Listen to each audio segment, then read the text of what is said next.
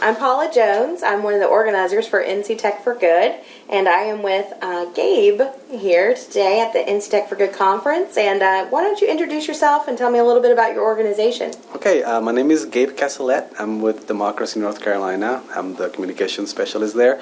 Democracy North Carolina is a local organization. We're based in Durham, and we work on voting rights issues, money and politics issues, government transparency. Things like that. We use research, organizing, advocacy. So what's your role there?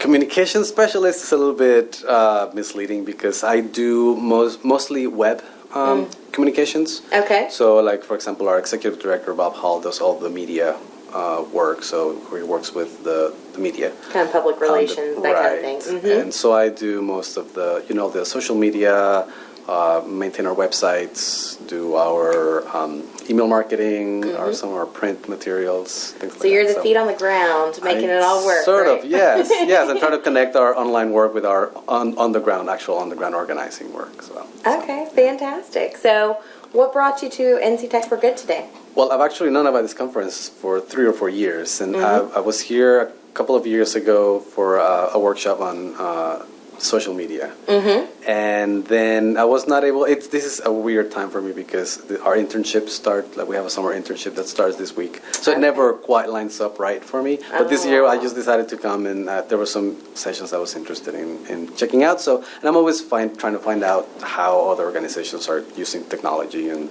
what new things are coming out and out there. So was there a particular session that caught your eye this year, or the one this morning about knowing your visitors on your website? Okay. Which ended up being a lot more in depth than I expected, which was great. It was about user experience, which I really appreciated because I do the web design for all our websites. So are you kind of situated in a website now, or are you thinking about a redesign, or?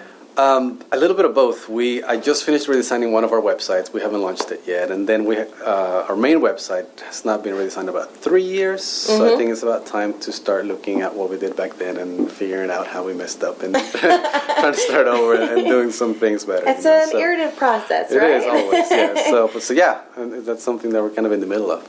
So what kind of takeaways did you get from that session, if that's the one that stood out?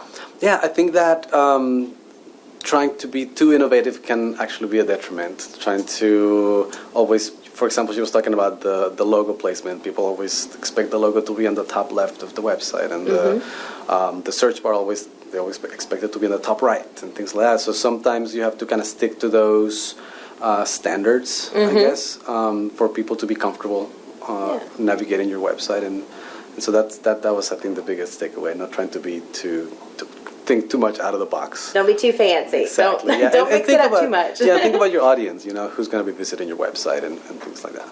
Yeah, and I guess some of those standards are kind of there on purpose, just so that people do have a sense of, okay, well, I might be on Democracy North Carolina's site today, but I might be somewhere else tomorrow.